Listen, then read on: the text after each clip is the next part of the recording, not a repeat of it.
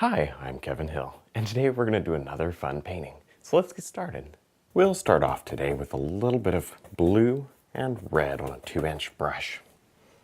And let's come right up to the top of the sky here. And maybe today we're just going to do a very gentle, soft blue sky. Maybe just a couple of clouds floating around, but not too many. I think we're going to do a nice cold winter scene today. It's been a while since we've done a winter scene together, so I thought it'd be fun to do it today. I'm just letting this color blend all the way across. Maybe you want to reload and hit this side, because then it's nice and dark in the corners, and you can let it fade to light as you come down. Creates a little bit of extra depth for you. Next, I'll load up our filbert brush with a little bit of white and red. And with this, we can just begin to block in some very simple loose clouds. Now today, I don't want too much detail in the clouds. I don't want too much interest up here. It's just not necessary. We're going to be doing some different beautiful mountains and things like that, so I don't want these to be distracting. So very lightly just scrub them in. You see, you can feather them as you go. Just use this filbert brush with very little paint, just feather it right into the background. Next, I'll load up our filbert brush with a little bit of black, blue, and white. And as you can see, I did take a few minutes and I put a big sketch on the canvas. This is going to be kind of an intricate painting today. There's a lot of little pieces, and I just wanted to make sure that each piece got in the right spot.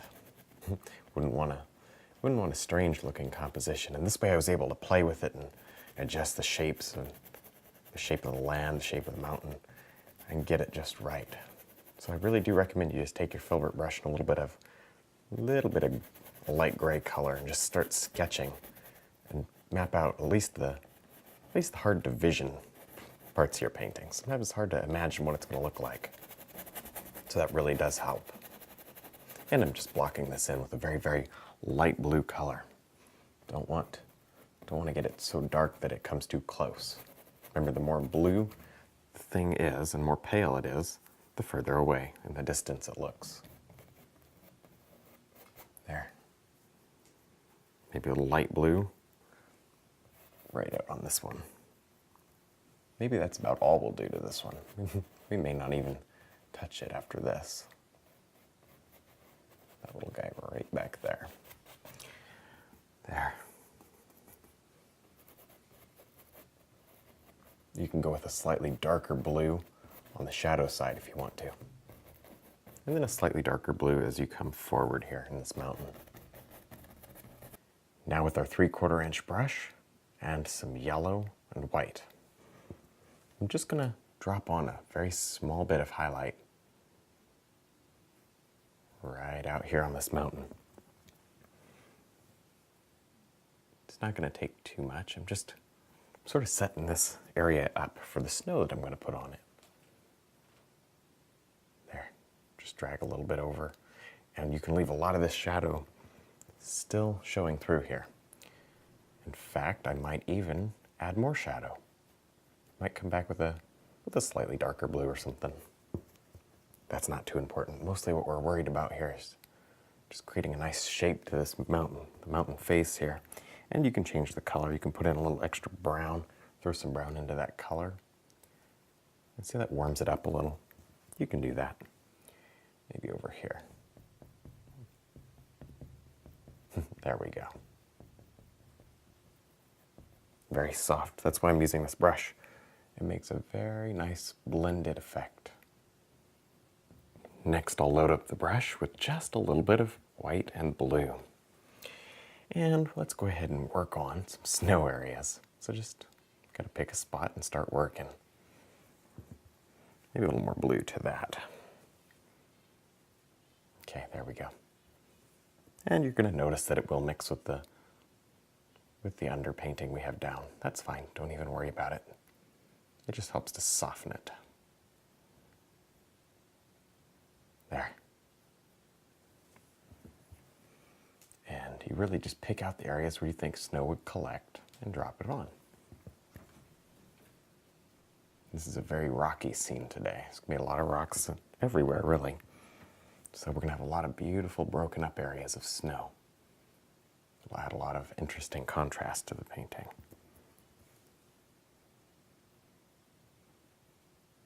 There you go. Really pretty simple and a lot of fun to do. Next, let's just drop on a little bit of snow to this mountain. Now I'm doing the snow first before I highlight because I think today this mountain is going to be mostly in shadow. I really don't want much highlight. So I just feel like doing the little snow areas first, and then I can put a couple of little details in the shadows after I'm done with this. It's really not a big deal. It's the snow that's going to shape it. There. And you can have drop-offs, and you can do that with shadows. There. Next, I'll load up a 2-inch brush with just a little bit of red, blue, and white. And with this, we'll just sort of block in the rest of this area. Now this is not necessarily the shadow for the snow. Maybe all this is just an underpainting to get rid of the white canvas. Because after you highlight, you may want to come back in with some very, very, well, shiny blue. Just blue and white only. Shadows right under, because that might just give you a little better contrast, a little more interest. You don't want just 2 colors of snow, light and dark. You want many, many colors in your snow. There we go. We also want a lot of rocks. So we'll just see how it all plays out. Next, with our filbert brush and a little bit of a nice soft light gray color, let's go ahead and just work on some trees back here. I'm just gonna really, very simply, just draw my brush right down. It just makes very soft indication of trees. I don't want anything that stands out too much. You can add a little bit more black to the color. And honestly, this is just some random gray that's laying around here on the palette. And you can do that. You'll find, just use colors you already have down on the palette. Sometimes you don't even have to mix up new paint. It helps to tie the whole painting in with color. Very nice. So I'm just quickly putting in a little indication of trees. The filbert brush is really good for this because it's so imperfect and rough that it gives you these wonderful soft tree effects. Now with our 1-inch brush and some brown, black, blue, and red, let's go ahead and just paint in this big rock area up here. And maybe we'll even work on that down there too. So I'm just swirling it in. I'm putting very little paint on the canvas so that I can easily highlight over it. There we go. And maybe we'll take just a break from that. I'm not quite done yet, but maybe we'll come right over here and paint in some rocks and boulders and different things. We can kind of figure out what we want it to be later. For now, I'm just blocking in the color. You see we're already kind of shaping this little valley down in here. I really like that. Just gives a very interesting look to the whole composition. You see, it's not just a flat area. It's got a lot of interesting movements. I like it. It's different. Now with our 3/4-inch brush and a little bit of white and red, let's go ahead and just begin working on some beautiful highlight areas. You see this? You really don't need to overdo. Maybe I'm putting a nice bright spot right out here on these rocks. Maybe these are rocks in here that are covered with snow. So I'm putting some highlight on there that really separates it from the background. And then maybe I'll wipe the brush off. I got a little too much in there. And I'll do something here in the background. There. See that? You just add these little bits of highlight here and there. Really create all kinds of depth. Make it very interesting. There. And we really haven't added any details yet. That'll really help to bring out, it'll bring out the painting. Make it very beautiful after we put all the details. For now, we're just blocking in areas of light and dark. Now, originally, I thought I would have a little path right here. But now that I got most of this blocked in, see, it's very very much a symmetrical mirrored pattern here, and I don't like that so much. So I'm going to turn this path into more of like a rocky ledge. And if it seems like there's a little path there in the end, like a very subtle path, that's fine. But if we can't tell there's a path there at all, and it looks more just like a rocky ledge, then that's also great. I just don't want a mirrored composition because that's not so great, not what I want today. So I'm just gonna turn this into rocks and we'll figure it out later. Next, with our 3/4 inch brush, I'm gonna just work on a little bit of final detail highlight areas. So I just have a little bit of this nice light color, and I'm working it around. And I think this is a beautiful little valley right here. And let's see, maybe right up in here I want some too. This is very rocky, remember?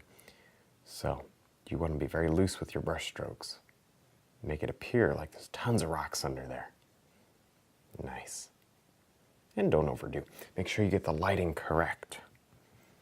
You want to remember that the mountain's going to cast a little shadow, and then this area is going to cast a shadow, so you have to think about these things as you do them. There we go. Think about the way the light would hit your particular painting. Now with our liner brush, I'm just going to pull up a few nice little blades of grass. Maybe this, this grass is brown. It's pretty cold out here. There, you see it shows up very nicely against the dark there. And don't do too much, just mostly here in the foreground. Helps to bring your eye in. And you can do some beautiful white ones too, because we would certainly see some that have some snow stuck to them. So see that? Just pull up a few little frosty ones too.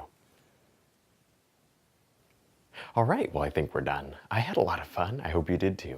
Don't forget to check out my website, my DVDs, and also my brush line. And thanks for watching.